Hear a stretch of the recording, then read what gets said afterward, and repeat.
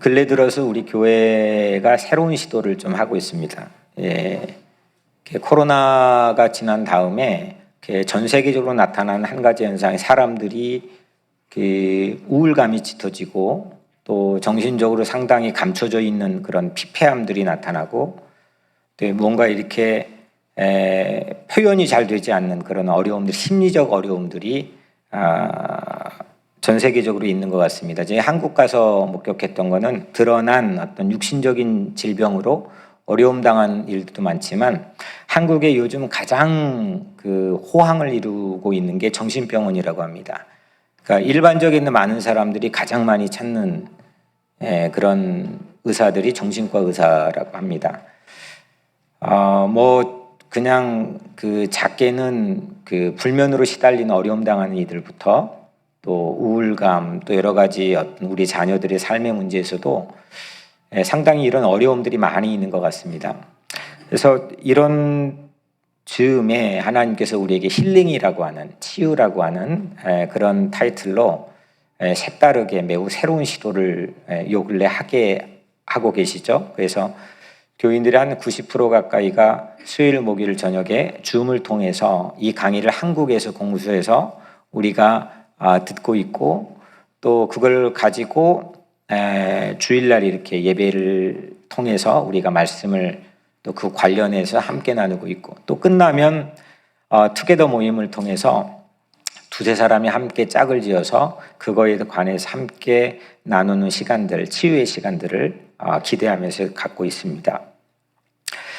이 한 12주 12개의 강의가 진행되는데 12꼭지가 진행되는데 그 흐름에서 가장 중요한 패턴은 부모의 부정적인 양육 태도 5가지입니다. 그거에 따라서 2주씩 진행이 되는데 지금까지는 완벽주의를 우리가 함께 배웠죠. 그래서 그리고 그 부모의 5가지 부정적 양육 태도가 완벽주의, 오늘 하는 강압, 3번째 방임, 4번째 학대, 5번째 거절입니다. 이제 부모 또는 부모와 같은 어떤 대체 부모들, 보편 부모라고 부르는데 내가 만났던 이 5가지의 그 잘못된 양육 태도 또 어떤 대인 관계를 통해서 내 안에 그 내면 부모가 형성이 되고, 그러니까 그런 잘못된 양육 태도를 가진 부모가 여전히 실제적으로 존재를 떠나서 내 안에 형성이 인격적으로 되고 또 하나는 그로 인해 반응하는 내면 아이가 형성이 된다는 게 지금까지 우리가 함께 나눈 내용 줄기입니다. 오늘은 2번째 강압입니다. 이런 내용들로 우리 이어져 가면서 설교를 해본 것도 저도 처음이지만 여튼 우리가 강의 내용과 또 그 강의를 진행하는 사람이 집필한 책 또는 여러 어떤 전문가들에 의해서 말해진 것들을 통해서 강압에 관해서 먼저 제가 짧게 좀 정리를 해보면 강압은 그냥 말만 들어도 대략의 이미지는 우리 마음속에 그려질 거라고 생각을 합니다. 영어로는 over concerning입니다. too much concern 하는 것, 관심을 too much 갖는 건데 그 형태 자체는 비민주적이고 또 권위주의적이고 성격이 강하고 또 특별히 내가 옳다고 주장하는 사람이 사람들과의 맺는 대인관계의 방식과 태도 이런 거를 강압이라고 합니다. 근데 우리는 모두 다 강압을 주기도 하고 받기도 합니다. 특히 한국 사람에게 가장 두드러진 현상이 5가지 중 아까 잘못된 그 태도의 5가지 중에서 가장 두드러진 게 강압이라고 합니다. 요즘 하여튼 한국에서 인기를 끄는 오은영 박사도 가장 많이 집중적으로 많은 양을 보니까 이야기하는 부분이 강압에 관한 내면아이에 관한 이야기를 많이 하더라고요.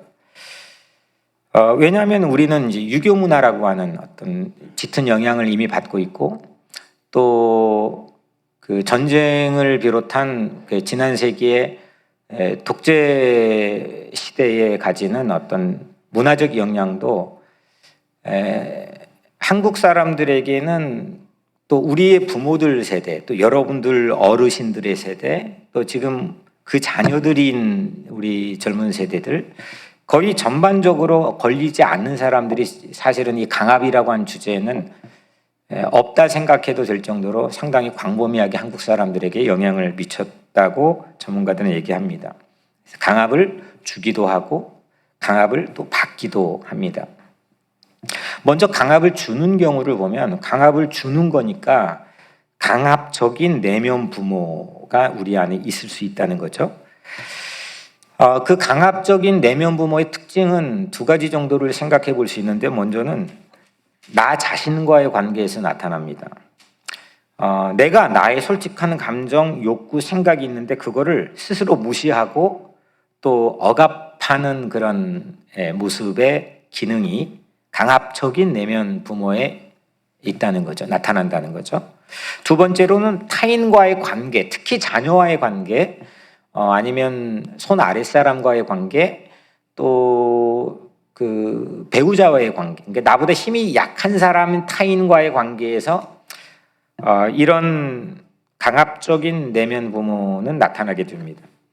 지시, 명령, 통제의 말들을 하면서 갈등을 일으키게 됩니다. 그러니까 자칫하다가 나는 멀쩡하게 인지하지 못하고 살아가지만 다른 사람은 나를 벌거벗은 임금님처럼 충분히 바라볼 개연성이 이렇게 잘못된 내면 부모를 인격으로 가지고 있으면 그렇게 남들이 아니라 우리가 뭐 손가락질하고 비판하는 누군가에 뭐 대중적으로 노출되어 있는 사람이 내가 그럴 수 있다는 겁니다. 이제 강압을 받는 경우를 그러면 생각해 보면 강압을 주기도 하지만 받을 수 있잖아요. 누군가에게, 학교 선생님에게 이유도 없이 뭐 휘둘려 가지고 뭐 강압적인 언사나 폭행을 또 받을 수도 있고, 사회에서도 직장 상사도 또 부모도 뭐 이렇게 받을 수도 있겠죠. 그거를 강압받은 내면 아이라고 이제 부르죠. 강압받은 내면 아이가 내 안에 인격으로 자리를 잡는 겁니다. 그런 사람들에게는 세 가지 특징이 나타나는데, 먼저 첫 번째는 의존성입니다. 이렇게 억눌린 경험을 통해서 자신의 감정, 욕구, 생각 등을 건강하고 자유롭게 표현을 잘 못합니다. 왜냐하면 강압을 했기 때문에. 이런 이유로 표현을 안 하니까 다른 사람, 타인들에겐 착한 사람으로 보이기도 쉽습니다. 자신을 표현하지 못하는 그걸 심리적 변비라고 부르더라고요. 그러니까 이게 안 나오는 거죠, 잘. 자유롭고 건강하게 표현이 잘 되지 않는 겁니다. 이 심리적 변비에 걸려서 지나치게 의존적인 경우들이 많이 발생한다는 거죠. 그래서 강한 히어로들을 요구하는, 정치적으로도 뭐로도 그렇게 요구하는 경향들도 생긴다고 합니다. 두 번째로, 이 의존성이 첫 번째 강압받은 내면화의 특징이라면 두 번째는 인지 왜곡입니다. 그러니까 무언가를 인지하는데 너는 당신 아빠야 라고 하는 인지를 하는데 왜곡이 되는 거죠. 이런 겁니다. 어린 시절 나를 강압한 부모와 현재 만나는 권위의 인물을 동일시합니다. 그러니까 이거 아빠가 아닌데 아빠를 대하듯 현재 만나는 이 권위를 가진 인물들에게 동일시를 해버립니다. 그래서 어떤 감정들이 동반되냐면 두려움, 불안, 분노들이 내재되어 쌓여 있을 수 있다는 거죠. 이로 인해서 거짓 자기가 만들어집니다. 그러니까 건강하게 표현할 수 있는 참된 자기가 아니라 거짓된 자기, 거짓 자기가 만들어지죠. 그래서 거짓 자기는 자신의 감정과 욕구를 또 생각을 자꾸 숨겨요. 그 거짓 자기는 두려움과 분노가 실제적으로는 마음에 있지만 겉으로는 미소를 지으면서 웃으면서 상대를 기분 좋게 해주려고 합니다. 이런 두려움과 분노 때문에 이런 역학적 관계를 더 세밀하게 설명했지만 여기서 생략을 하겠지만, 이 두려움과 분노가 쌓여 있으니까 프로이드는 이게 만성 피로 또 무기력, 우울감이라는 세 가지의 증상으로 나타나기가 매우 쉽다라고 얘기합니다. 세 번째로 강압받은 내면 아이의 특징은 계획을 아주 철저하게 세웁니다. 왜냐하면 내면 부모가 실제적으로 두렵기 때문에 계획을, 내 안에 그런 부모가 있기 때문에 계획을 세웁니다. 빠짐없이 계획을 세우지만 그 내면 부모에 저항하는 내면 아이도 동시에 있기 때문에 정작 실천을 하지 않습니다. 그걸 이루지 않습니다. 그래서 작심삼일인 경우가 많이 있죠. 이렇게 강압받은 내면 아이의 특징이 세 가지가 의존성, 인지 왜곡, 또 작심삼일이라는 세 가지의 특징, 기능이 있다면 이 강압받은 내면 아이가 마지막으로 이 반응하는 방식 세 가지가 있습니다. 먼저 첫 번째는 순응형입니다. 그냥 시키면 합니다. 외부의 지시 통제에 잘 따릅니다. 근데 그게 자발적인 기꺼이 자원하는 순종은 아닙니다. 이런 사람들은 착한 아이 컴플렉스를 지니기가 쉽습니다. 지시와 명령이 없으면 불안해요. 왠지 불안합니다. 두 번째로는 적극적인 반항형입니다. 외부의 권위적인 인물을 만나면 그냥 무의식적이고 무조건적으로 무턱대고 저항감을 갖습니다. 분노가 일어납니다. 현재 인물을 과거의 부모나 또는 아니면 그 보편 부모, 대체자로 인지 왜곡을 하기 때문이죠. 세 번째 마지막으로 이게 가장 흔한 형인데 소극적 반항형입니다. 이걸 또는 다른 말로 늑장형이라고 합니다. 그러니까 외부의 지시가 있을 때 따라요. 여보 빨래 좀 개 했는데 그래 할게 해요 안 해요? 바로 안 해요. 그냥 하던 거 열심히 신문 보거나 해요. 여보 해 안 해요. 이게 자꾸 지연시켜요. 그게 저항하는 거죠. 야 게임 좀 그만해. 근데 네 했는데 안 해요. 그 일종의 저항이에요. 소극적 저항. 얘라고 만족을 시켰는데 동시에 늑장을 부려요. 지연시키죠. 이거를 심리학에서는 강압적인 내면 아이가 가지는 세 번째 반응하는 방식으로 늑장형 또는 소극적 반항형이라고 부릅니다. 정리를 해보면 강압받은 내면 아이의 세 가지 특징은 의존성, 인지 왜곡, 또 작심삼일 이렇게 특징과 기능을 가지고 있다면 반응하는 세 가지 방식은 순응형, 또 적극적 반항형, 또 아니면 소극적 반항형인 늑장형 이렇게 나누어 볼 수가 있습니다. 이런 우선 브로드한 컨셉, 강압에 관한 컨셉을 가지고 오늘 본문을 한번 보려고 합니다. 강압을 좋아하는 사람이 있을까요? 없을까요? 강압을 좋아하세요? 그죠? 제 생각은 강압을 좋아하는 사람은 한 명도 없을 것 같습니다. 강압 안 좋습니다. 그런데 이 신앙의 핵심은 순종이라고 얘기합니다. 그 순종은 하나님의 명령을 전제하겠죠. 하나님의 명령이 있고 그 하나님의 말씀과 명령에 따르고 순종하는 게 어떤 신앙의 백미입니다. 그런데 그 명령을 받는 형태와 실질적인 내 마음의 내면의 마음은 각기 다양할 수가 있겠죠. 따르긴 따라요. 순종해요. 하지만 그거를 강압으로 만약에 받는 경우, 내가 성경을 읽거나 아니면 무시로 내 삶에서 하나님의 뜻과 어떤 명령을 받았는데 그걸 강압으로 느꼈을 때, 그때 순종은 하지만 마지못하는 순종일 경우도 있고, 그럴 수도 있고, 내가 유리할 때만 순종하는 취사 선택하는 자의적인 순종일 수도 있겠죠. 근데 그런 경우들 저는 비일비재하고 아주 많이 있다고 생각합니다. 온전한 순종, 진리가 우리 안에 자유함을 주어서 정말 자발적으로 그 뜻이 기뻐하는 마음을 가지고 순종할 수 있는 길이 되지 못하고 왜곡된 형태에서 우리가 순종을 하다 보면 그 폐해는 나로서 끝나면 좋겠지만 그게 내가 쌓여있는 이게 강압으로 느꼈단 말이에요. 그래서 따르긴 따랐어요. 근데 이게 기분이 별로 좋지 않아요. 이게 타인에게 강압을 주는 존재로 전환될 우려도 많지만 그런 어떤 교회, 성직자, 성도들의 모습도 저는 적지 않게 봅니다. 성서에서 순종이라고 하면 단연 으뜸인 사람이 있죠. 그 사람은 아브라함입니다. 그래서 그 순종의 가장 으뜸이 되는 사건이 오늘 본문 안에 담겨 있죠. 하나님이 지시하시는 모리아산. 이 모리아산은 예루살렘의 성전에 있는 성전터로 여겨집니다.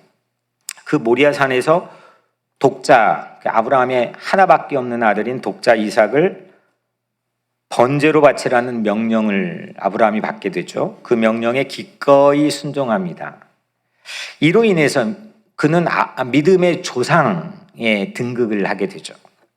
이런 아브라함의 믿음을 모두가 스탠다드로 삼고 부러워합니다. 탐내합니다. 그런데 이렇게 아브라함이 순종한 이 사건에 대해서 사람들이 그 믿음을 흠모하고 사모하고 탐내하는 마음을 가져 이 본문을 우리가 읽고 있지만 이 같은 사건 안에서 분명히 빠지지 않고 펼쳐지는 또 한 면이 있는데 그걸 우리는 주목해 보려고 합니다. 이삭입니다. 이삭은 어땠을까요? 이삭은 어땠을까요? 지금으로부터 400년 전 두 명의 화가가 이 장면을 매우 깊숙이 집중적으로 주목을 합니다. 이게 켜지나요? 네. 이탈리아 대화가인 카라바조라고 하는 화가가 1603년도에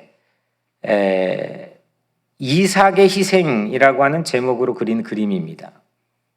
아브라함의 순종이 아니고 이삭의 희생이란 타이틀로 그린 그림입니다. 깊게 주름져 있죠, 아브라함이. 나이가 상당히 많이 들은 것 같습니다. 그 아브라함의 얼굴과 대비되면서 이삭의 얼굴이 보여지죠. 비명을 지르며 그 아버지의 손에 목이 졸려 있는 이삭의 표정을 대비적으로 부각하며 강조한 그림입니다. 그 다음 장 넘겼죠. 그로부터 32년 후 같은 비슷한 세대입니다. 1635년도 네덜란드의 천재 화가였던 렘브란트가 그린 그림입니다.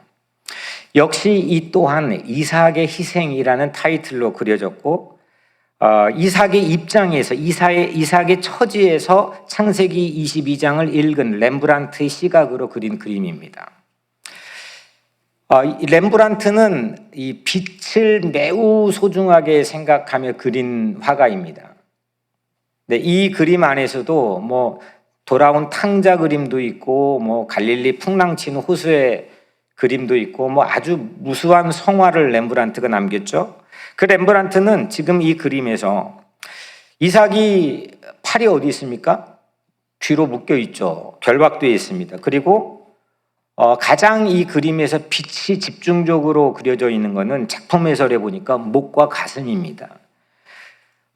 이삭의 목과 가슴에 이 빛을 강조해서 렘브란트는 그림을 그렸습니다. 다시 말하면 이 두 개의 소개한 그림 모두가 아브라함의 입장에서가 아니라 이삭의 처지에서 창세기 22장을 다시 읽고 우리에게 그렇게 읽도록 도와주는 그런 그림인 것 같습니다. 네, 됐습니다. 우리가라고 하면 또 두리뭉실하니까 여러분들이 내가 그 이삭의 자리에 있다면 어떻겠습니까? 여러분들의 아버지가 여러분들을 묶어놓고 제단 위에 올려놓고 칼을 들어가지고 나를 향해서 그 칼을 내리치려고 하는 그 찰나에 그 자리에 여러분들이 있다면 어떻겠습니까? 버틸만 하겠습니까? 그때 그 순간 나는 어떤 생각과 감정을 가질 수 있을까요? 오늘 9절, 10절 이 본문이 짧죠? 아브라함이 그곳에 제단을 쌓고 나무를 버려놓고 그의 아들 이삭을 결박하여 제단 나무 위에 놓고 손을 내밀어서 칼을 잡고 그 아들을 잡으려 하니, 이삭 대신에 내가 결박되어서 나무 위에 올려져 아버지 칼을 본다면 어떨까요? 이 정도까지 경험한 사람은 아마 이 자리에는 없을성 싶은데, 아버지가 알코올 중독자였거나 아니면 아버지가 어머니가 또 여러 가지 모양으로 자기에게 아주 이 어려움을 제공했다거나, 저 같은 경우는 어느 날 없어져 버리는 아버지 때문에 고아원에서 어린 시절을 보냈다거나, 그 정도일지라도 이 정도까지의 자리에 비견할 수는 없겠죠. 근데 이 자리에 내가 있다면 어떻겠습니까? 카라바조와 렘브란트는 둘 다 종교개혁이 지금 한창 진행 중인 때의 개신교 신앙인이었습니다. 상당히 결기 있는 그런 신앙의 자세를 가졌던 건 분명할 겁니다. 그리고 이런 그림들을 그렸겠죠. 그들이 그린 그림은 캐톨릭 1세기였던 한쪽 주류 사회의 면만을 주목했던 이 천년의 시대를 끝내고 새로운 이 하나님의 역사를 이끌어가는 어떤 개혁교회, 개신교들의 어떤 신앙으로 똘똘 뭉쳐있는 추정컨대 아마 그런 시각으로 신앙심을 가졌을 거고, 그런 마음으로 오늘 이삭의 희생이라는 그림을 32년 이 갭을 두고 이 두 사람 천재 화가들이 그렸을 겁니다. 자칫 우리는 결과를 이미 알고 있으니까 그 순간 내가 이삭이라면, 자칫 내가 만약에 다행스럽게도 그 자리에 살아났다고 치더라도, 벗어났다고 치더라도 그 이삭은 아마도 평생 트라우마의 14일 운명의 순간 찰나에 지금 처해 있는 겁니다. 분명한 아버지의 강압으로 느껴지는 그런 어떤 위력이 아들에게 작용되고 있는 순간입니다.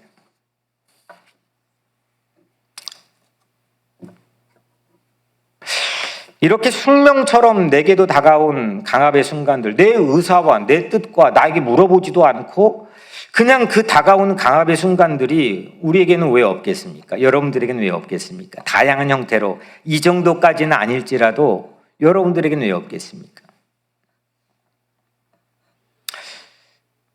부모는 전부 다 불완전하잖아요. 저도 키워보니까 이게 참 늘 가장 후회하고 되돌이켜보고 싶은 부분을 하나 꼽으라고 한다면 부모의 자리 아니겠습니까? 내 의도와 다르게 무언가의 다양한 방식으로 자녀를 강압했던 방식들이 없는 부모가 세상에 또 어디 있겠습니까? 오늘 이삭이 딱 그 상황에 놓여 있다고 저는 생각합니다. 저만 그렇게 생각한 줄 알았는데 지난 500년 개혁교회 신앙 속에서 수많은 신앙의 선배들이 그렇게 생각을 했고, 오늘 소개한 딱 2명의 천재 화가들도 그 부분을 조명하여서 성경을 읽고 우리의 그림의 화폭에 담아 우리에게 보여주었습니다. 그런데요, 참 놀라운 거는 하나님께서는 그 이삭을 강압으로 받을 수밖에 없는 그 트라우마가 평생 지배할 수밖에 없는 그 순간 찰나에서 벗어나게 해주셨어요. 히브리서 11장 20절에 보면, 히브리서 11장은 그 조상들, 믿음의 조상들을 쭉 열거하고 있잖아요. 그 중에 이삭을 한 문장으로 딱 정리했는데 이겁니다. 믿음으로 이삭은 장차 있을 일에 대하여 야곱과 에서에게 축복하였으며, 아니 자기 아버지에게 받은 상처로 우리 같으면 이 자녀에게, 내 자녀에게 강압을 주는 존재로 살 뻔한 삶이었잖아요. 근데 그런 삶에서 하나님께서는 이삭을 축복을 주는 인생으로 바꿔주셨다는 거죠. 믿음으로 이삭은 장차 있을 일에 대해 야곱과 에서에게 축복하였으며, 무언가를 자녀에게 주고, 무엇을 주고 있습니까? 나는 무엇을 주고 있다고 나 자신의 부모 입장에 의식하고 있습니까? 나는 타인에게, 이웃에게 무엇을 주는 존재입니까? 우리에게도 수없는 강압에도 환경에 노출되어 있는 상황에서 역시 우리도 그 악순환 끝에 강압을 주는 존재로 될 확률, 그런 숙명적인 환경이 훨씬 더 우리에게 많이 있습니다. 나도 모르는 사이. 그런데 오늘 이삭은 그 순간을 벗어난 그에 대한 성서의 평가는 두 자녀에게 복을 주는 존재가 되었다는 거죠. 하나님은 강압으로 그쳐버릴 수도 있는 그럴 뻔한, 분명히 그럴 수밖에 없는 그런 상황에서도 이삭을 붙잡아 주시고 사랑해 주셨다는 거죠. 우리 각자의 속에 강압받은 내면 아이들, 하나님은 그 내면, 우리 각자의 강압받은 내면 아이들 또한 어루만져 주시고 치유해 주시는 것을 저는 믿습니다.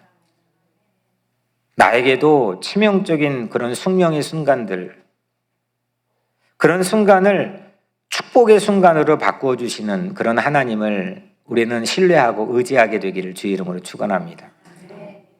물론 여러 요인들이 있겠지만, 제가 그냥 지금도 그렇게 온전하다고도 볼 수는 없겠지만, 만약 그 순간 어린 시절에 내가 그냥 모든 환경을 강압으로 받았다면, 그 트라우마가 평생 지배했다면 제가 목사를 하겠습니까? 할 수 있겠습니까? 하나님께서는 우리를 그렇게 치유해 주시고 그 트라우마를 벗어나게 해주시고 또 복을 주는 인생으로 우리를 바꾸어 주시는 분임을 저는 확신합니다. 두 번째는 당시 이삭의 나이가 상당히 중요한 단서입니다. 이삭이 한 몇 살 됐을까요? 이게 성서는 이게 정확히 우리에게 알려주지는 않습니다. 그냥 혹자는 대략적으로 17살 이렇게 얘기하지만, 정확한 사라 엄마가 90살에 낳았고 127살에 엄마가 사라가 돌아가셨단 말이에요. 그 안에 37살 동안에 이삭 사이에 일어났던 사건이 오늘 이 사건일 텐데, 여러 가지 근거가 있지만 몇 가지를 근거를 대면서 그의 추정된 나이를 생각해 보면, 오늘 읽지는 않았지만 6절에 번제 나무를 가져다가 그의 아들 이삭에게 지우고 했어요. 아브라함이 한 행동이죠. 번제 나무를 가져다가 아들 이삭의 등에 지웠다는 거죠. 그러니까 이삭은 자기 등에 자기가 올라갈 나무를 지고 예루살렘, 저 여리고부터 올라가는 그 예루살렘 언덕은 상당히 계속 언덕길입니다. 성전터까지 올라가는 길들이. 그렇게 올라갈 정도의 나이인 거는 분명한 거죠. 그리고 편도로 3일 길을 지금 걸었는데, 왕복 엿새길을 여행할 만큼은 자란 나이인 거는 확실합니다. 그래서 대부분의 사람들은 여하튼 10대 후반 정도 되는 나이로 추정합니다. 이 정도 나이면 아브라함의 당시 나이는 우선 무조건 110세는 넘어선 거니까, 노인이 된 아버지의 물리력, 막 묶고 막 뒤로 묶고 목 잡고 칼을 내리치려고 하는 그 물리력을 제압할 힘이 아들에게 있을까요, 없을까요? 있는 거죠. 아버지가 묶는다고 순순히 묶일 나이도 분명히 아닐 테고, 칼을 내리친다고 그래요 내 목 하고 그냥 당할 나이도 아닐 겁니다. 여러분들이 만약 그 자리에 있다면 여러분들은 어떻게 반응하겠습니까? 이삭은 어떠했습니까? 오늘 9절에 그의 아들 이삭을 결박하여 제단 나무 위에 놓고 결박했다, 묶었다는 거죠. 이삭을 아브라함이 묶었다는 겁니다. 아버지가 묶었지만 이걸 이삭의 나이로 추정을 해볼 때는 이건 동시에 엄밀히 말하면 이삭이 묶인 것도 틀린 말은 아니겠죠. 이 이야기를 아브라함의 순종으로만 읽으면, 아브라함의 처지에서만 읽으면, 물론 그의 자식을 아파하며 포기하는 그 희생과 순종, 그의 믿음을 칭송하는 것으로 그냥 끝나면 돼요. 우리는 그렇게 아주 이 말씀을 닳고 닳도록 읽어왔죠. 그런데 성서는 이삭의 처지를 감추지 않고 있어요. 자기가 누워 태워질 나무를 스스로 등에 지고 가고 있어요. 그리고 아버지에게 묻기도 해요. 불과 나무는 있거니와 번제할 어린 양은 어디 있나이까? 강압으로 여길 수 있는 상황이죠. 아마 그런 의미가 담겨있는 질문일 수도 있죠. 이런 질문들을 오늘 성서는 감추지 않고 그대로 우리에게 고스란히 보여줘요. 아버지가 답하죠. 내 아들아, 번제할 어린 양은 하나님이 자기를 위하여 친히 준비하시리라. 성서는 오늘 우리가 읽고 있는 창세기 22장은 이삭의 아주 진솔한 처지를 고스란히 우리에게 노출하고 보여주었어요.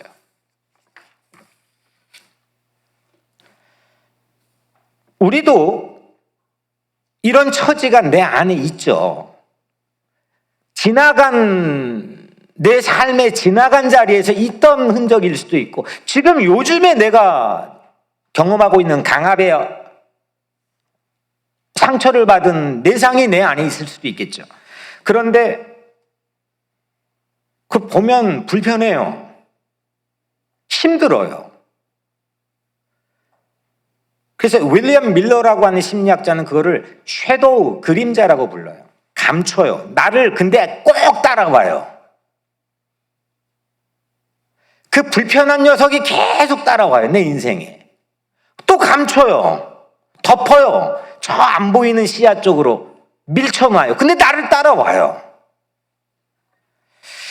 성서같이 훌륭한 그런 경전이 그냥 괜찮은 빛만 쫙 펼쳐져 있는 것 같지만 처음부터 마지막까지, 그런데 이 성경의 위대함은 그 인간의 그 상처나 군상들의 모습들을 그대로 다 그 처지를 그 입장에서도 아주 세밀하게 우리에게 보여줘요. 노출해줘요. 만약에 우리가 강압받은 내면 아이를 계속 감추고 표현하지 못하면 나도 강압하는 부모가 그냥 될 확률이 매우 가능성이 높아져요. 의존만 하고 심리적 변비에 빠져나오기 쉽지 않고 인지 왜곡으로 그냥 멀쩡하게 살아가는데 괜히 부자연스러워요. 불안해, 분노가 일어나요.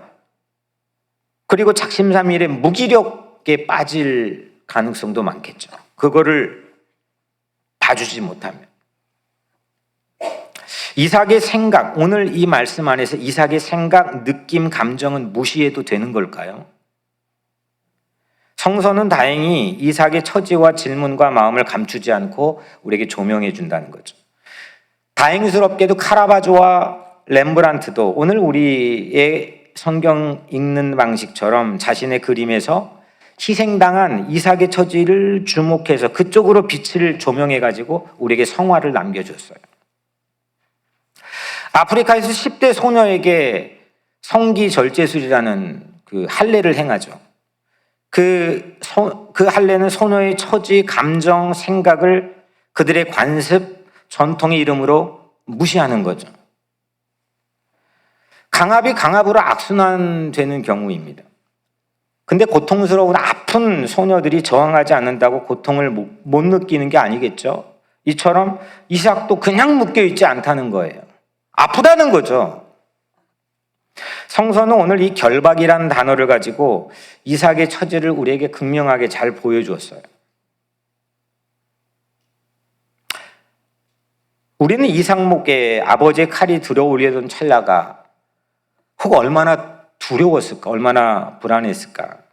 그 생각은 거의 하지 않고 성경을 읽는 경우가 많죠. 우리의 성경 공부가 때로는 차가운 성경 위에 머물지 않을까 싶어요.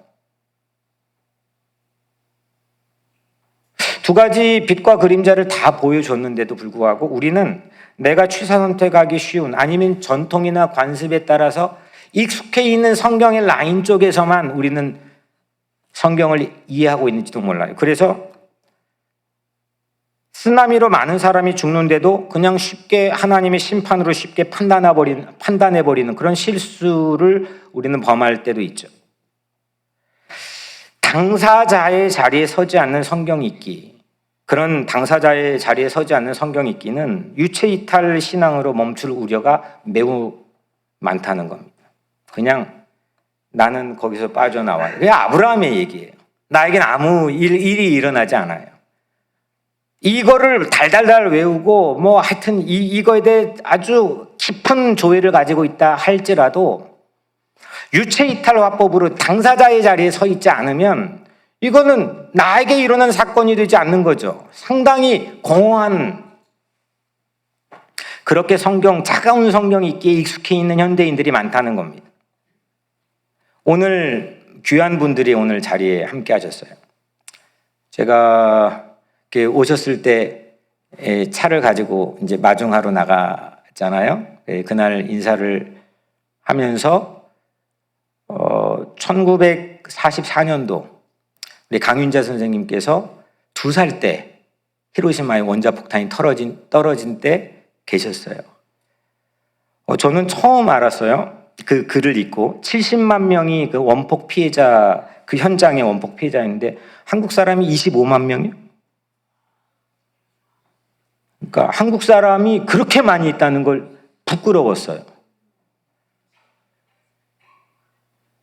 그리고 2살 때 그 현장에, 근데 1944년생이면 상당히 연세가 적지는 않으신데 그 원폭으로 성형이 된 것 같아요. 젊으세요. 근데 그는 하나의 어떤 역사적이고 시대적인 거지만 누가 원했나요? 그냥 폭탄이 원자 폭탄이, 핵폭탄이 떨어졌어요. 강압이에요. 이런 강압은 지금도 지구 곳곳에서 다양한 형태로 한 가정에서도, 한 개인의 삶에서도, 관계에서도, 정치에서도, 경제에서도, 양극화의 이 시대 현상에서도 수없이 그냥 다가와요. 그 문제를 그냥 조명해보지도 않고 하나님은 지금 계속 빛을 그쪽 비추고 있는데 그냥 차가운 성경 읽기로 실제 무미건조한 신앙의 삶을 살아가는 경우가 많다는 거예요. 네, 증언하러 오셨다는 거예요. 그때 상황을, 그 후손들의 그 아파하는 삶을 직접 목소리로 유엔에서 또 누군가에게 증언을 하겠다고 78년 만에 처음 방문하신 거예요. 저도 몰랐거든요. 오늘 이삭의 처지가 꼭 그렇게 마이크를 그렇게 이삭에게 대서 그 순간에 이게 어땠을까? 그 당사자의 자리를 우리에게 노출해 줬으면 그 마음으로 유체 이탈하지 않고 그 마음으로 하나님은 무엇을 거기에서 우리에게 보여주려 하시는 걸까? 이처럼 우선 좁혀보면 여러분들 각자 자신의 마음을 들여다봤으면 좋겠어요. 내 안에 강압의 상처를 그냥 또 역시 억압하고 무시해버리는 게 아니라 하나님이 조명을 그쪽으로 비춰주시는 것처럼 하나님의 마음으로 여러분들 각자 자신을 대해 주셨으면 좋겠어요. 그리고 여러분들의 자녀들도 그렇게 대해 주셨으면 좋겠어요. 그 우리의 이웃도 우리 교우도 이 땅에 이 사회에 함께 더불어 살아가는 이 땅의 많은 연약한 자들에게 그렇게 그런 마음으로 우리가 비추고 주목하고 조명하고 귀를 기울이는 것. 이게 예수를 믿는 사람들의 따뜻한 성경 읽기에 실천하는 사람의 모습 아니겠습니까? 마지막으로 우리가 지금까지 완벽주의 받고 오늘 강압인데 완벽주의나 강압 또 그 이외에 무엇에서 오는 상처라도 그 상처를 치료할 수 있는 궁극적인 치유는 저는 하나님 체험에서 온다고 확신해요. 하나님 체험. 하나님은 왜 이런 명령을 한 아버지에게 무겁게 지워야만 했을까요? 우리 아버지들도, 우리 시대의 아버지들도 어쩌면 강압으로 비춰질 수밖에 없는 자신의 십자가를 지고 살았는지도 모르겠다는 생각을 합니다. 하나님이 종국의 그 아버지에게서 확인했던 그 믿음이라는 게 정체가 과연 무엇일까요? 그 믿음의 반열에 최고봉에 올려놓았던 그 우리가 흔히 말하는 그 믿음이라는 실제적인 정체는 과연 뭘까요? 저는 하나님의 사랑, 그 하나님의 사랑에 대한 하나님 체험이라고 생각해 봅니다. 자식마저도 번제로 바치는 당시의 우상숭배, 관습의 신이 아브라함이 믿고 있던 아브라함의 하나님이 아닌 것을 아브라함도 이삭도 그 자리에 분명하게 체험한 거죠.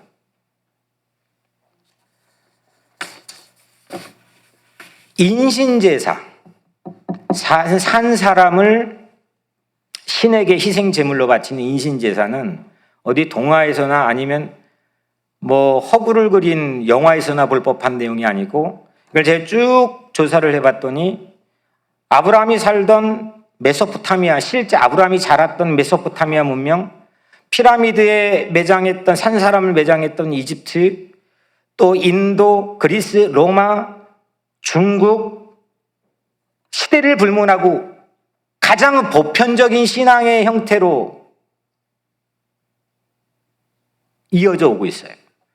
우리나라도 신라, 백제, 조선까지도 산 사람을 순장의 형태로 매장하는 인신제사는 비일비재했죠.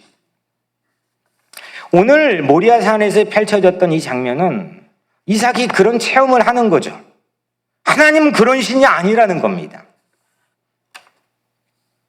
맹목적인 종교의 신이 아닌 매우 인격적인 교제를 원하시는 분이 하나님이라는 것을 이삭은 그날 제단 위에서 자기를 묶었던 끈을 아버지가 다시 풀어주는 과정에서 하나님 체험을 했겠죠.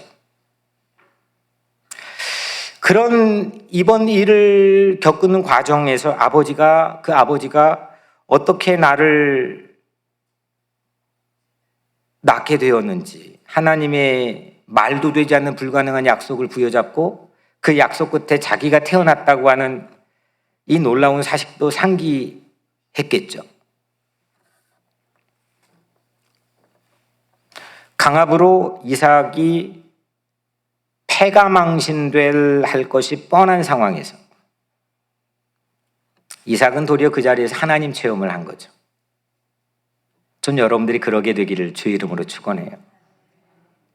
상처가 뻔한 자리이지만 그 안에서 우리 하나님은 어떤 하나님이신지를 실제적으로 우리가 하나님 체험을 함으로 인해서 바뀌어지는 우리의 삶의 모습은 놀라운 거라고 저는 생각합니다. 인간을 바쳐서 신이 기뻐하는 것, 이게 마치 공식처럼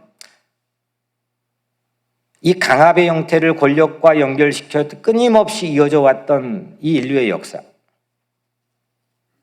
그런 일반적이고 보편적인 고대 관습에서 벗어나 아브라함이 참된 믿음의 조상이 된 것은, 이삭이 참된 믿음의 조상이 된 것은 그런 하나님의 체험을 할 때 가능하게 된 거죠. 하나님은 그렇게 강압을 주시는 분이 아니라 도리어, 이거 분명히 그렇게도 우리에게 마음에 감히 성경에 도전을 할 수는 없지만 의구심을 가질 수 있는 본문이거든요. 근데 하나님은 강압을 주시는 분이 아니라 도리어 다른 관습이나 전통처럼 인간 바쳐서 신이 기뻐하는 그런 프레임을 가지고 인간을 지배하는 하나님이 아니라 인간을 한없이 존중하고 한없이 기다려주시고 한없이 사랑해 주시는 분이라는 거죠. 이 믿음을 이게 진짜 믿음이라는 것을 깨닫게 하기 위해서 그 아버지와 그 아들의 3일 여정을 하나님은 기다려주시고 지켜봐 주신 거고, 그 아버지가 아들을 결박하여 칼로 내리치려고 하는 순간까지도 하나님은 기다려 주셨던 거죠. 예수님이 탕자 비유를 들려주셨죠. 탕자 비유의 둘째 아들이 참 나쁜 인물로 등장하잖아요. 아버지가 버젓이 살아있는데 자기가 상속받을 유산을 미리 내놓으라는 거예요. 이런 무례한 행동이 어디 있습니까? 우리 같으면은 안 돼! 바른 길을 가르쳐 줘야 되니까. 꾸지람을 하고 거절하겠죠. 근데 그 아버지는 그 요구를 들어줘요. 저는 늘 그게 의아했어요. 그걸 들어줘요. 우리가 살아가며 가장 큰 존중이라는 것,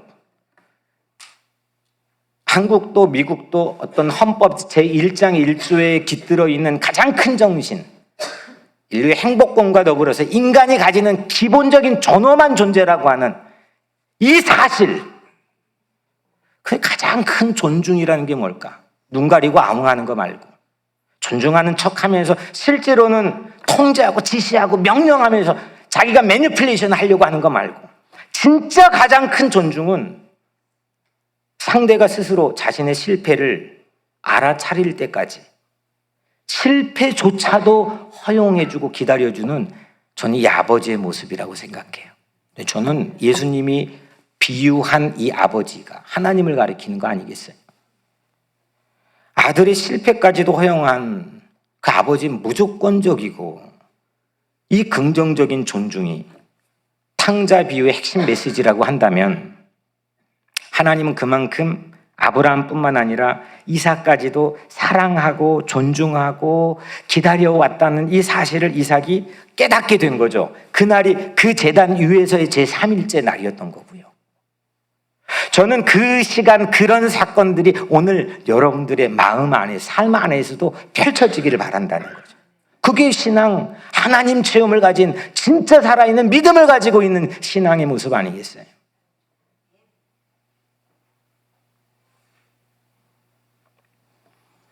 사람을 제물로 바쳐서 신을 기쁘게 하는 그런 거짓 신이 우리 하나님 아니에요. 이걸 이삭이 알게 된 그 하나님 체험처럼 이제는 거꾸로 실제로 우리가 믿고 있는 가장 신앙의 핵심적인 사건인